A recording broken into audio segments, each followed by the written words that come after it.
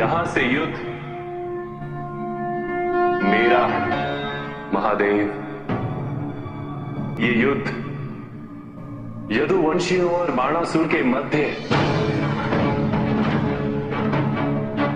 इसमें आपका हस्तक्षेप उचित नहीं होगा। बाणासुर की रक्षा का वचन दिया है मैंने, उसे युद्ध में हस्तक्षेप कहकर आप अनुचित करना है। मैं आप पर आक्रमण नहीं करना चाहता हूं महादेव, और आपसे यही प्रार्थना है कि आप मुझे विवश ना करें। विकल्प अब भी आपके समक्ष है।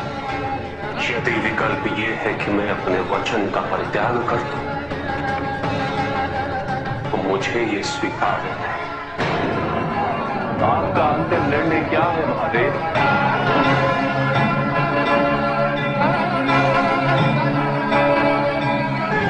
तो युद्ध होगा, होगा, अवश्य होगा। किंतु आप मुझसे श्रेष्ठ हैं महादेव, इसलिए युद्ध आरंभ करने से पूर्व मैं आपकी अनुमति मांगता हूं महादेव।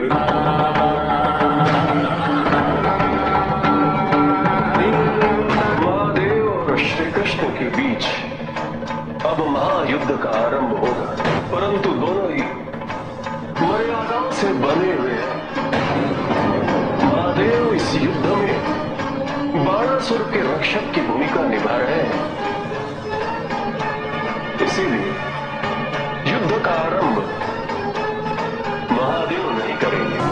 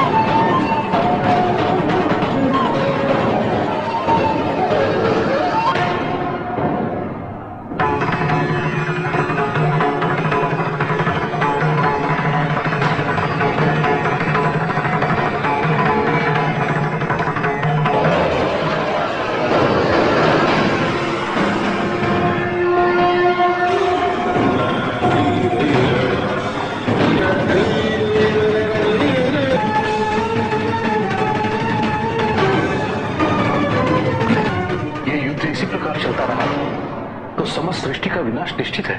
श्री कृष्ण और महादेव को इस बात का बोध है ना, वो दोनों स्वयं इस समस्या का समाधान प्रस्तुत करें।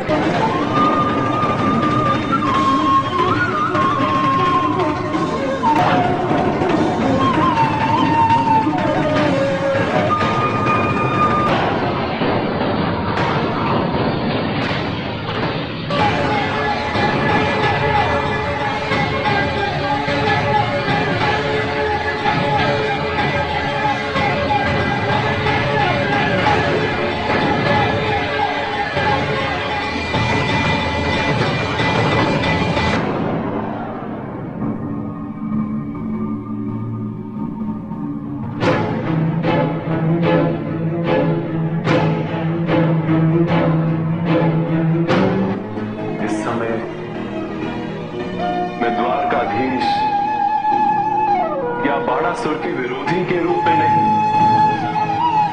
अपितु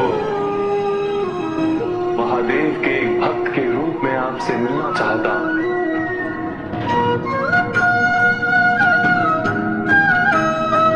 इस क्षण की प्रतीक्षा तो मुझे भी है। आपने बाणासुर की भक्ति से प्रसन्न होकर उसके उद्धार हेतु जो भी संभव था वो किया, उसे वरदान दिया, बल दिया, संरक्षण दिया। आप उसके साथ चौड़ितपुर में निवास करने आए, उसे पुत्री का सुख दिया, उषा के रूप में निरंतर निरंतर उसका मार्गदर्शन किया है आपने, और अब केवल आप ही नहीं, आपके दोनों पुत्र और नंदी बाणासुर के संरक्षण हेतु इस युद्ध में सम्मिलित हो चुके। मेरा निरंतर यही प्रयास था कि बाणासुर को अपनी भूल का बोध हो और अपनी क्षमताओं का ज्ञान हो। उसे यह ज्ञान हो कि वो अपनी शक्तियों को व्यर्थ कर रहा है। उसे यह ज्ञान हो कि अपने कुल की प्रतिष्ठा को बढ़ाने के लिए उसके पास सभी साधन उपलब्ध है। उसे तो केवल उचित उपयोग करना है। और जब उसने आपको निराश की, तब भी उसका समर्थन क्यों महादेव? इस युद्ध में यदि बाणासुर विजय हुआ था, उसका परिणाम न केवल उषा तथा अनिरुद्ध के लिए, अपितु उन सभी के मनोबल के लिए उचित नहीं होगा जो अनैतिकता, अन्याय और अत्याचार के विरुद्ध युद्ध करना चाहते। बाणासुर को दिए वचन से मेरा तात्पर्य उसे संरक्षण प्रदान करना, उसकी जय और पराजय का माध्यम बनना नहीं। पर सत्य तो यही है, जिसे आपका संरक्षण प्राप्त होगा वो अजय।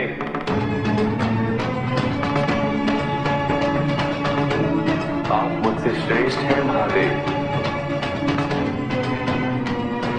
मेरे पूजनीय। मैं आपको पराजित करने की कल्पना भी नहीं कर सकता। आपकी जय में ही यशोदानंदन की जय, यशोदानंदन की जय, सृष्टि की जय। तो सृष्टि की जय का उपाय भी आप ही बताएं पूज्यवर। देवकी नंदन, जब कोई आपसे श्रेष्ठ हो तो उसे प्रसन्न करने के लिए युद्ध से विरत के लिए 4 उपाय: आनंद, विनय, प्रशस्ति, आज्ञा और स्तुति। इनमें से किस उपाय से आपको सर्वाधिक प्रसन्नता होगी महादेव? इसका चयन आप करिए। मैं तो आपका भक्त हूं महादेव, आपकी स्तुति करना चाहता हूं।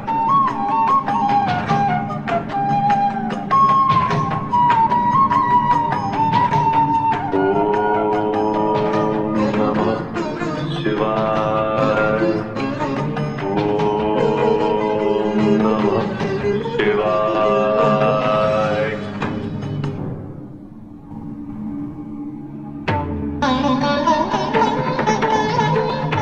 विकल्प केवल एक ही, और ये बाणासुर के हित में है कि मैं इस युद्ध को समाप्त करने का उपाय बताऊं,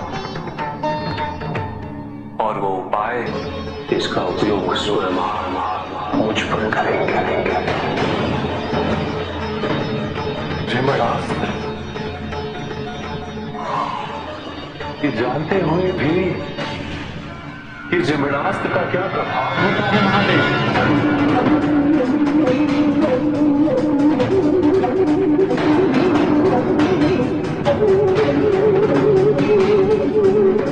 उचित,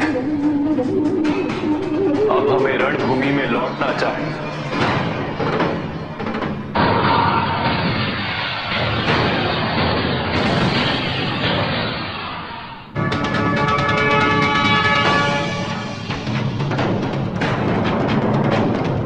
महादेव और श्री कृष्ण के बीच ये क्या हो गया?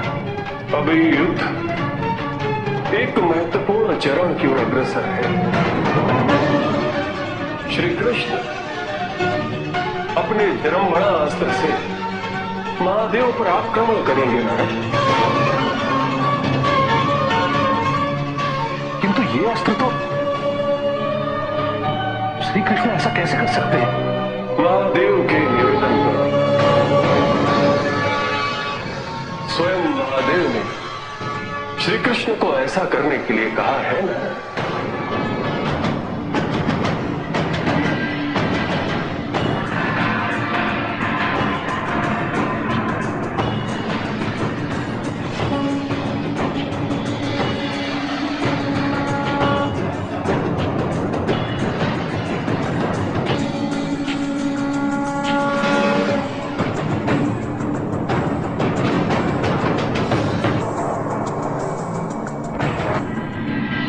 मुझे क्षमा करे महादेव, मैं जो भी कर रहा हूं आपके आदेश के अंतर्गत ही कर रहा हूं।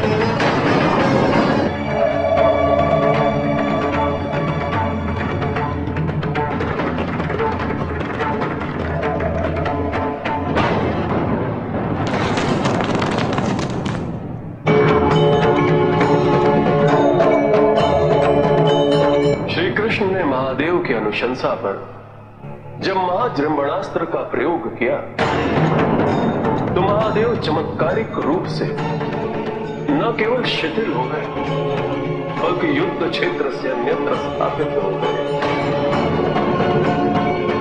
उन्होंने श्री कृष्ण के अस्त्र का सम्मान किया, उसके प्रभाव को स्वीकार किया।